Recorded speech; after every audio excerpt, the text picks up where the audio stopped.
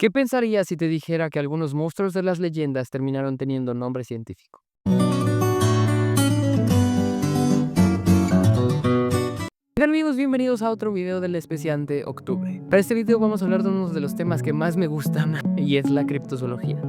Y vamos a empezar con la definición. ¿Qué es criptozoología? La criptozoología es el estudio de animales ocultos o desconocidos, aquellos que aparecen en mitos, que aparecen en leyendas o que son testimonios de algunas personas, pueblos o culturas, pero que no han sido confirmados por la ciencia. Aunque muchos críptidos siguen siendo parte del folclore, como el monstruo del lago Ness o el Yeti, en algunos casos, estos llegaron a sorprender al mundo, ya que criaturas que parecían inventadas terminaron siendo reales. Y de eso va el tema de hoy, de animales criptozoológicos, o bueno, que inicialmente comenzaron como críptidos y terminaron siendo animales reales, animales reconocidos por la ciencia que obviamente tienen nombre científico. El primer ejemplo es el okapi. Los pueblos pigmeos del Congo hablaban de un animal con cuerpo de caballo, que tenía patas de cebra y cuello de jirafa.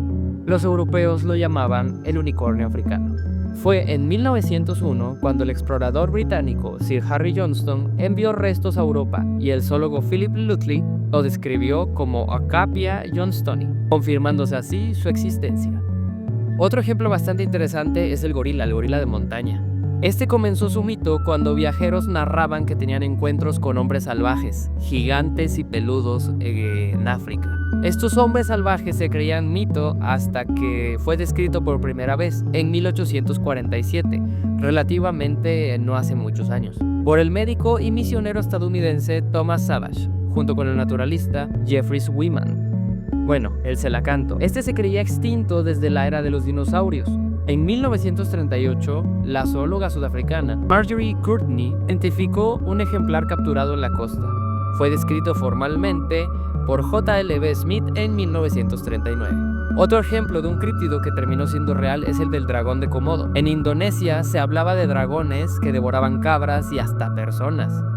La realidad fue que fue descrito científicamente en 1912, igual relativamente hace muy poco, por el zoólogo holandés P.A. Owens, director del Museo Zoológico de Bogor. El siguiente ejemplo es el saola o saolá. En Laos y Vietnam se mencionaba como un unicornio asiático. Este fue descrito en 1992 por un equipo en conjunto de la WWF y el Departamento Forestal de Vietnam, quienes hallaron cráneos en aldeas locales. La criatura que inspiró el mito del kraken es el calamar gigante. El género Architeuthis fue descrito en 1859 por el naturalista danés Japhetus Strandput, o como se pronuncia. Aunque solo en el siglo XXI se obtuvieron ejemplares imágenes de ejemplares vivos. Otro ejemplo que a mí se me hace bastante chistoso es el del hipopótamo pigmeo. En Liberia se hablaba de la existencia de un hipopótamo pequeño que se ocultaba en los pantanos. Fue descrito en 1849 por el naturalista irlandés Samuel Morton, y más tarde fue estudiado por Morton y Gray, quienes lo clasificaron como Coreopsis liberiensis. El siguiente ejemplo es el del taquín. En el Himalaya se hablaba de un animal extraño, que era como la mezcla de una cabra y un buey, y en algunas ocasiones se le confundía con un yeti, ¿no? Muy entre comillas, un yeti. Este fue descrito en 1850 por el zoólogo británico Brian Houghton, especialista en fauna del Himalaya. Y el último ejemplo es el ciervo de Peter David. En China se hablaba de un ciervo mítico con astas de alce, cola de burro y pezuñas de vaca. En realidad fue descubierto en el siglo XIX por un misionero y naturalista francés, Armand David o Peter David, quien lo describió en 1865. Estos cortos ejemplos nos muestran lo delgada que es la línea entre mitos y ciencia en algunos casos. Muchas veces, relatos y mitos locales esconden verdades biológicas ocultas que la ciencia termina confirmando con el tiempo. Quizá no todos los monstruos sean reales, pero algunos sí tienen un nombre científico. Estos ejemplos nos muestran una verdad bastante curiosa. Los científicos estudiamos algunas cosas y no sabemos todo.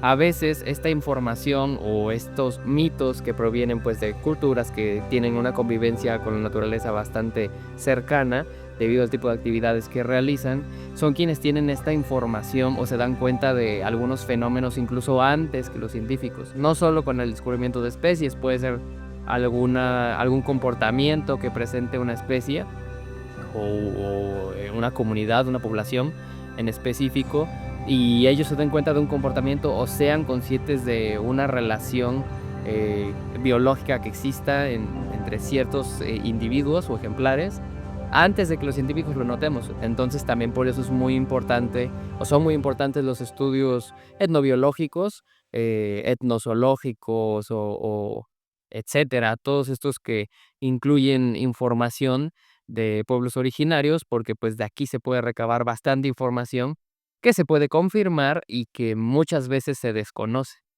Entonces, por eso es muy importante prestar atención cuando escuchen o les cuenten historias, porque pueden obtener verdades biológicas ocultas bastante interesantes que se pueden llegar a comprobar o pueden reinterpretarse ya desde una perspectiva científica.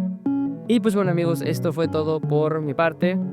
Voy a dejar algunos científicos. Voy a dejar algunos artículos científicos en la parte de la descripción. Recuerden que pueden darle like a este video y compartirlo.